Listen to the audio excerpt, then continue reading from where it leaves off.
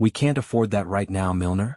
Those were the words my wife Angela spoke when I begged her for $10,000 to pay for the spinal surgery that would stop me from living in constant agony.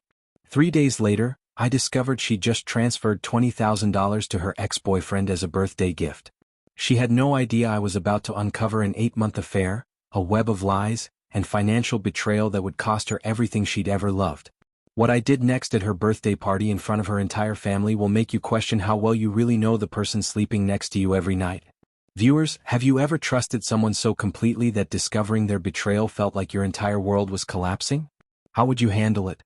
Drop your thoughts in the comments. Before this story begins, subscribe. You'll never look at relationships the same way again. My name is Milnar Fobs. I'm 38 years old, a senior logistics coordinator for a mid-sized shipping company here in Charlotte, North Carolina. I've been married to Angela for 6 years, together for 9. We don't have kids, which she always said was temporary, that we'd start trying once we were more financially stable. I believed her. I believed everything she told me, every promise she made about our future together. 3 weeks ago, I was diagnosed with a herniated disc that was compressing my spinal cord. The pain had been unbearable for months, shooting down my left leg like lightning, keeping me up at night, making it impossible to focus at work. My doctor said I needed surgery. The cost would be $10,000 out of pocket after insurance. When I told Angela that evening, showing her the medical reports with trembling hands, she looked at me across our dining table with eyes I didn't recognize and said, "Milnar, we can't afford that right now." I was confused. We both work decent jobs. We don't have major debt. No car payments. Our mortgage is manageable. I asked to see our joint savings account statement, something I hadn't checked in months because I trusted her completely to manage our finances. She always said she was better with numbers, and I never questioned it. She refused, got defensive, told me I was being controlling, that I needed to figure it out on my own like an adult. 2 days later, sitting in that sterile bank lobby, I logged into our account. What I found didn't just break my heart. It shattered the entire foundation of everything I thought I knew about my marriage, about the woman I'd pledged my life to, about the future I thought we were building together. Pattern. 10:16 a.m. I stared at the computer screen in that bank lobby, my hands shaking so badly I could barely control the mouse. Our joint savings account showed a balance of $3,200. 3 months ago, it had been over $28,000. I scrolled through the transactions, my heart pounding harder with each swipe. Small withdrawals here and there, grocery shopping, utilities, normal everyday expenses. Then I saw it. One single transfer that made my blood run cold. November 18th. Transfer to Damien, $20,000. Damien. The name hit me like a freight train crashing through my chest. Angela's ex-boyfriend from college. The guy she dated for 4 years at UNC Chapel Hill before we met. The guy she told me she barely thought about anymore, the relationship she described as ancient history whenever his name came up in conversation. I remembered the night she told me about him, 2 years into our relationship. We were lying in bed talking about past loves. She'd said he was her first serious boyfriend, that he'd broken her heart by cheating repeatedly, that meeting me had healed wounds she thought would never close. Why would she send him $20,000? Why would she drain our entire savings for a man she claimed to have no contact with? My father died when I was 12 because we couldn't afford his medical treatment. I watched him deteriorate in our living room in rural Georgia, watched my mother beg hospitals for help, watched him slip away because money mattered more than his life. I swore I'd never let that happen to me. And now my own wife had chosen her ex-boyfriend over my health, over my survival. I didn't confront her immediately. I needed more information first. At 3 in the morning, after Angela had fallen asleep beside me, I carefully took her phone from the nightstand. I knew her passcode, she'd never hidden it from me because we'd always been so transparent, so trusting. I opened her messages with trembling fingers and there he was. Damien. Hundreds of messages going back 8 months. An entire secret conversation I knew nothing about. I started reading from the beginning, my chest tightening with each word. At first, it seemed innocent enough. Old friends catching up about life. He'd reached out to her on Instagram last May, said he was going through a tough time, and missed talking to her. She responded. They started texting daily. Then the messages got more personal, more intimate, more dangerous. June 15th, Damien wrote, "I've been thinking about you a lot lately. About us. I was such an idiot back then. You were the best thing that ever happened to me." Angela responded the next day, That was a long time ago, Damien. We're different people now. But she didn't stop texting him. The conversations continued, growing warmer, more familiar. Then I found the October messages that changed everything. October 3rd, Damien wrote, "Angela, I need your help. I'm in serious trouble. My startup collapsed. I owe investors nearly $100,000. I'm about to lose everything. You're the only person I can trust." She resisted at first, reminded him she was married. But he persisted, begged, manipulated. "Please. I know I don't deserve your help. But I'm desperate. Just $20,000 to keep me afloat. I'll pay you back. I swear. You know I've always loved you." November 17th, she replied, "I'm transferring the money tomorrow." I kept scrolling through her phone, my hands now steady with cold fury. Past the money transfer. Into December. That's when I found the messages that confirmed my worst fears, the ones that transformed heartbreak into something darker. December 8th, Damien texted, "Last night was incredible. I forgot how good we are together." Angela responded immediately, "We can't do this again. It was a mistake." But 2 days later he wrote back, "A mistake? Really? Because it didn't feel like a mistake when you were." She deleted the rest of that conversation, but the implication hung there like poison. Then I found the photos. Not explicit but damning enough to destroy me. A photo of them at a bar in downtown Charlotte, her laughing with his arm around her waist. A photo of 2 champagne glasses on a hotel nightstand. I recognized her silver bracelet in the shot, the one I'd bought her for our 5th anniversary. A photo of her hand holding his across a candlelit table, her wedding ring conspicuously absent. She'd been seeing him. Not just financially supporting him. Physically. Emotionally. Building a whole secret life while I suffered at home. While I begged her for help to pay for surgery that would let me walk without agony, she was in hotel rooms with the man who'd shattered her years ago. I wanted to wake her up right then, scream at her, demand answers. But something stopped me cold. I remembered my mother's words after my father died, after the insurance companies tried to deny our claims. She told me, "Never make decisions in anger, Milnar. Wait, watch. Then strike when nobody expects it." I put her phone back exactly where I found it. For the next 2 weeks, I became someone I didn't recognize, methodical, calculating, cold. I documented everything with the precision I used at work tracking shipping manifests. I hired a private investigator named Marcus. Cost me $1,500 I scraped together from my personal checking account. Marcus followed Angela, photographed her meeting Damien at hotels in South End, at restaurants I couldn't afford, at his apartment building. I pulled our financial records going back 2 years, spreadsheets illuminated by my laptop screen at 2 in the morning while Angela slept peacefully beside me. The $20,000 wasn't the only money she'd moved. There were smaller transfers, $500 here, $1,000 there, going back 7 months to May when he'd first contacted her. Nearly $8,000 total before the big transfer. She'd been funding his lifestyle for months while telling me we needed to be more careful with spending. I contacted a divorce attorney, explained everything in her cramped office downtown. She told me that in North Carolina, adultery is still legally relevant in divorce proceedings, that it could affect alimony and asset division significantly. But I didn't want a divorce yet. I wanted something else entirely. I also did research on Damien himself, digging through public records and social media. What I discovered made my blood boil. He wasn't struggling at all. His Instagram showed expensive dinners, a new Mercedes, designer clothes, a Rolex. He'd scammed her completely. And diving deeper, I found court records from California. A restraining order from his ex-wife citing emotional manipulation and financial abuse. Angela had no idea who she'd really saved. Angela's birthday was January 10th.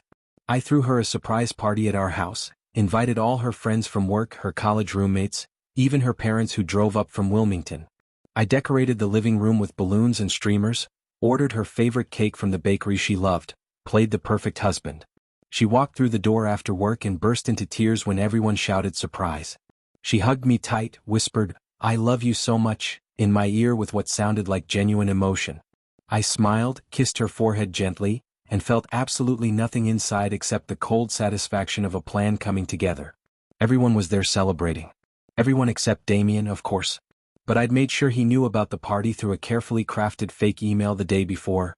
"Damien, this is a friend of Angela's. She wanted me to let you know she's having a birthday party tomorrow night at her house. She's been trying to reach you but her husband's been monitoring her phone. She really wants to see you." The party was in full swing around 8 o'clock, Music playing, people laughing, wine flowing. Then the doorbell rang. I excused myself from a conversation and walked calmly to the front door. I already knew who it would be. There stood Damien Corsetti. Flowers in hand, expensive cologne wafting off him, confusion written across his face. I'm here for Angella's birthday," he said uncertainly. I smiled warmly and extended my hand. "You must be Damien. Come in. Angela's told me so much about you." His face went pale and I knew I had him exactly where I wanted him. The party went completely silent as Damien stepped inside. All eyes turned from him to Angella across the room, who froze with a wine glass in her hand. Her face drained of all color. The glass slipped from her fingers and shattered on the hardwood floor, red wine spreading like blood. "Damien?" she whispered, her voice barely audible over the sudden crushing silence. "Angella," I said loudly, cheerfully, "your friend Damien came all this way for your birthday. Isn't that thoughtful?" Her mother approached, confusion etched on her face. "Who's Damien, honey?" Angella couldn't speak. She just stood there trembling. Damien looked between me and Angella, finally realizing he'd walked into a trap. "I think I have the wrong house," he stammered, backing toward the door. No, you're in exactly the right place," I said, pulling out my phone. "In fact, let me show everyone just how thoughtful you've been." I connected my phone to our TV via Bluetooth. On the screen appeared our bank statement, the $20,000 transfer to Damien Corsetti highlighted in red. Gasps filled the room. Angella's father stood up from the couch. "What the hell is going on here?" "When I needed $10,000 for spinal surgery 3 weeks ago," I continued, my voice steady and clear, "Angella told me we couldn't afford it. But apparently we could afford to give her ex-boyfriend $20,000 for his birthday." I displayed the next slide, screenshots of their text messages, the "I love you," the hotel photos. "She's been having an affair," I said simply. "For months. While I've been in agony, she's been with him." Angella started sobbing, mascara running down her face. "Milnar, please let me explain," but I wasn't finished yet. The real reveal was just beginning, and I'd rehearsed this moment in my head 100 times. "But wait, Damien," I said, turning to him as Angella's brother moved to block the front door. "You should really thank Angella properly. After all, she saved you from bankruptcy, didn't she?" Damien said nothing, his face flushed red. "Except you weren't actually bankrupt, were you?" I pulled up his Instagram feed on the TV screen. Photos from the past 2 months.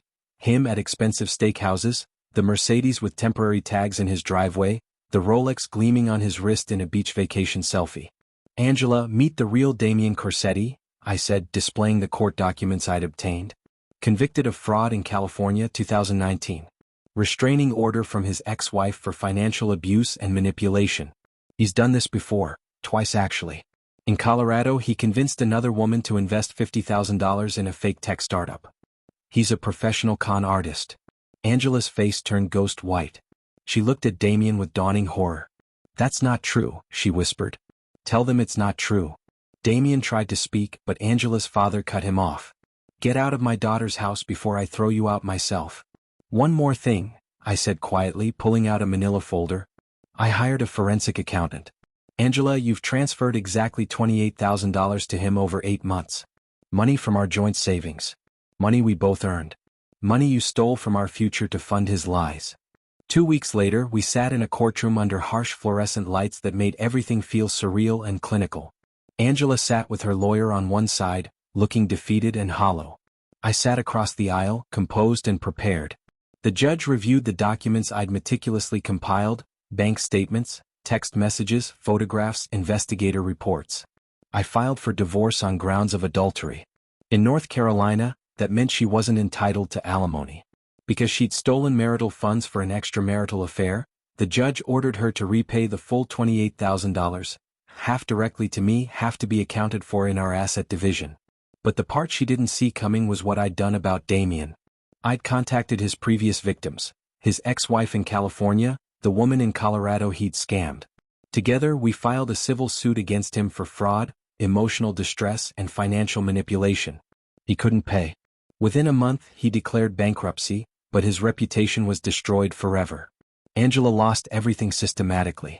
Her family, devout Southern Baptists who viewed infidelity as an unforgivable sin, disowned her completely. Her mother wouldn't return her calls. Her friends who'd witnessed the birthday party confrontation cut her off entirely.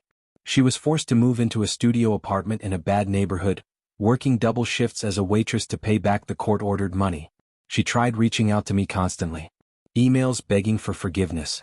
Text messages at 3 in the morning. Voicemails where she sobbed apologies. I blocked her on everything. My surgery happened 3 weeks after the divorce was filed. I took out a medical loan, had the operation, endured brutal recovery alone. 6 months later, I walked without pain for the first time in over a year. 3 months ago, I received a LinkedIn message from a journalist named Claire who was writing about romance scams and financial abuse. She'd seen posts about Damien's fraud case and wanted to interview me. I agreed, and her article went viral.